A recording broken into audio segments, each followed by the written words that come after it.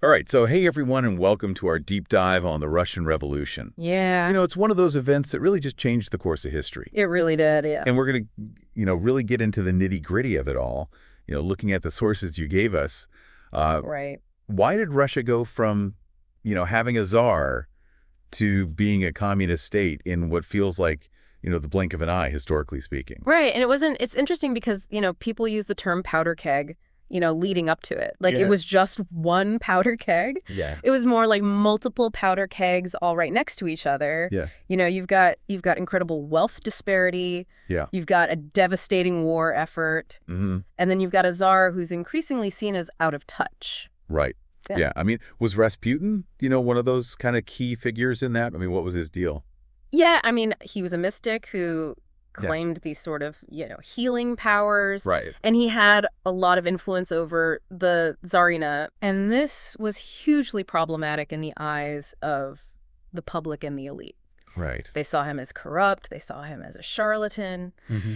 And it just further eroded the already sort of waning trust in the monarchy. Right. So, already a bad situation, then you throw the war and the economic crisis on top of that. Exactly. And that's exactly where that spark comes from. Yeah. For that revolution to kick off. And I think it's important, we differentiate between the two revolutions here. Yeah, absolutely. The March Revolution is kind of where it all begins, right? Right. That's the Tsar is overthrown and the provisional government steps in. But, they also face an uphill battle. They do. They really struggle. And it's interesting because you have groups like the cadets pushing for liberal reforms. Right. They want to change, but, Yeah. the fundamental problems remain. Yeah. They don't pull out of the war, which is wildly unpopular. Hugely unpopular, yeah. And they don't do anything about land reform, Right.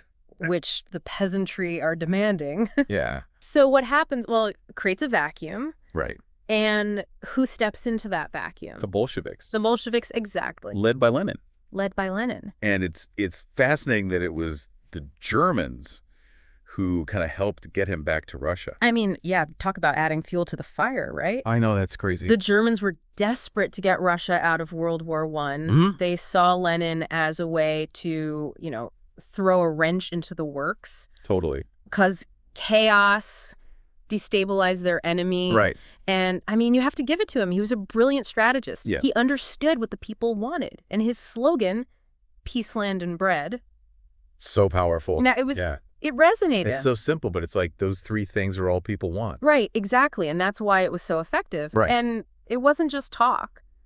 The Bolsheviks acted. Yeah, they move quickly. They seized power in the November Revolution. Mm-hmm. They got Russia out of World War I with the Treaty of Brest-Litovsk, although they lost a lot of territory in the process. Ooh. And they implemented land redistribution. They took it from the wealthy landowners and gave it to the peasants. Right. So they consolidated their power very effectively, but it came at a cost. Yeah, I mean, it plunges them into this incredibly brutal civil war. Right, the Reds versus the Whites. Yeah. Just a devastating conflict. And we can't forget the execution of the Tsar and his entire family. Yeah, I mean, it's a chilling symbol of how ruthless the revolution had become. Right. They eliminated any possibility of the monarchy returning. Yeah. And the Civil War itself, it just wrecked the Russian economy. Already fragile. But the Bolsheviks, they had strong leadership emerging, people like Trotsky really stepping up. Mm-hmm. And ultimately, they were victorious. Yeah. Which ushered in the Soviet Union, this communist state that would have such a huge impact on global politics. Oh, yeah. Changed everything for, decades. Yeah, and it's interesting to think about their early years because they had all this political power, Yeah. but the economy was in ruins, so they had to compromise.